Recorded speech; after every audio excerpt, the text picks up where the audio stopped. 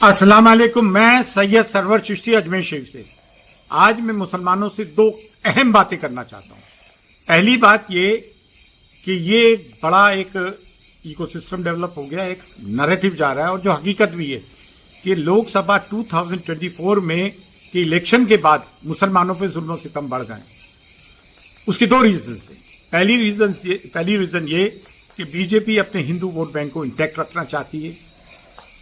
उनकी जो ख्वाहिश है उसको वो पूरा करना चाहती है कि पेट्रोल चाहे 500 रुपये लीटर हो जाए, लेकिन मियां भाइयों को ठीक करना है।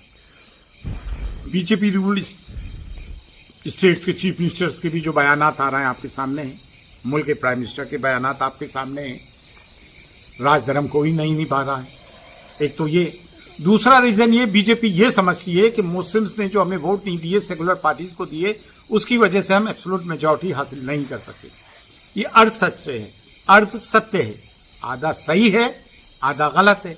आधा सही यूं है कि वाकई में ही मुसलमानों ने एक मुश्त होकर नॉन बीजेपी पॉलिटिकल पार्टीज के रिप्रेजेंटेटिव्स को वोट दिए। आधी बात यूं गलत है कि सिर्फ मुस्लिम वोट से ही बीजेपी नहीं आ रही है कि मुस्लिमों ने वोट नहीं दिए। कि जो देश की परंपरा में, सेकुलरिज्म में, यहाँ की गंगा जमनी तहजीब में, यहाँ की डाइवर्सिटी में यकीन रखते हैं और उनको ये महसूस हुआ कि देश में बेरोजगारी हुई है, महंगाई बढ़ी है, उन्होंने भी वोट नहीं दिया।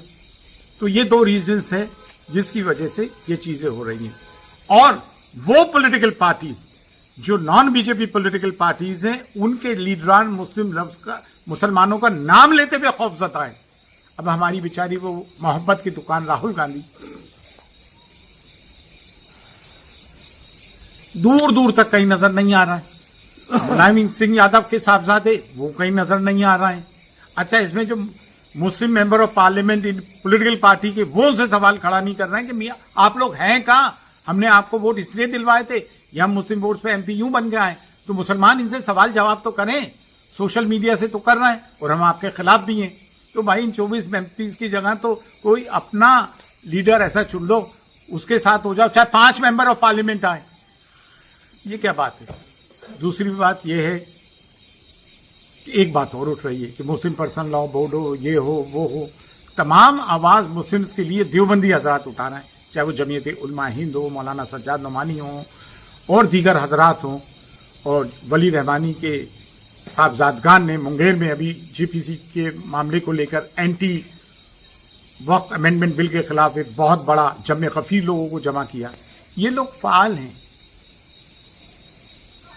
प्रोएक्टिव हैं, सोशल एक्टिविस्ट है, आवाज उठाते हैं। अब बरेलवी और हजरात और दरगाही हजरात, हम लोग जो तकरीबन हम अकीदा हैं, कुछ फरोई मामलात को छोड़कर अब इनकी आवाजें उठती नहीं। बेचारे तौकीर रजा खान साहब उठाते हैं तो उनके घर वाले साथ नहीं देते हैं। देवबंद चले तो उन पर फतवा हो गया, देवबंद गए तो वो बेचारे क्या कहते हैं, अजहरी साहब, सलमान अजहरी साहब बंदे, उनके लिए आवाज नहीं उठाते हैं। इन्हें इन 4 चीजों तो फुर्सत मिले ना फतवे लगाने से, किसी को काफिर, किसी को सुले कुल्ली, किसी को रावजी, किसी को गुमराह कहने से फुर्सत नहीं, आपस में फतवे लगाने से। दरगाह के लोग हैं, दरगाह और खानकाहों के, सूफी नाम से जितनी तंजीमें बनी है, सज्जादगान के नाम पे, फला नाम पे, लिमगाने के नाम पे, मशाइख के नाम पे, वो हुकूमत की चापलूसी में लगे हुए या खामोश हैं।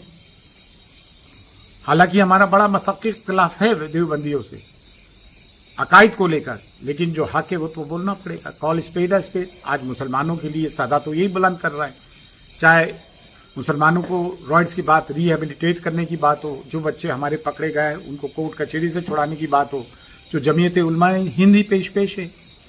हाँ, जमात इस्लामी की आवाज सुनाई कमी पड़ रही है, लेकिन बोलना तो पड़ेगा। ये लोग तो काम कर रहे हैं।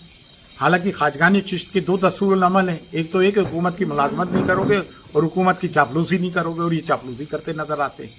और दूसरी ये कि कोई दारुल इफ्ता का मुफ्ती जो है चिश्ती नहीं होगा।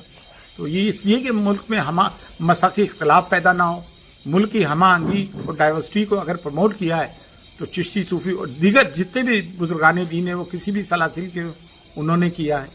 लेकिन आज दूसरी चीजें देखने को मिलती है। बेशक मुसलमानों के लिए हिंदुस्तान से अच्छा मुल्क नहीं, लेकिन ये रवायत बुजुर्गाने दीन ने कायम की थी, सूफिया ने कायम की थी किसी की चापलूसी के लिए नहीं, इस्लाम की एक सच्ची तस्वीर पेश की थी कि हम दूसरे मज़ाहिब के साथ भी हम आंगी से रहना चाहते हैं।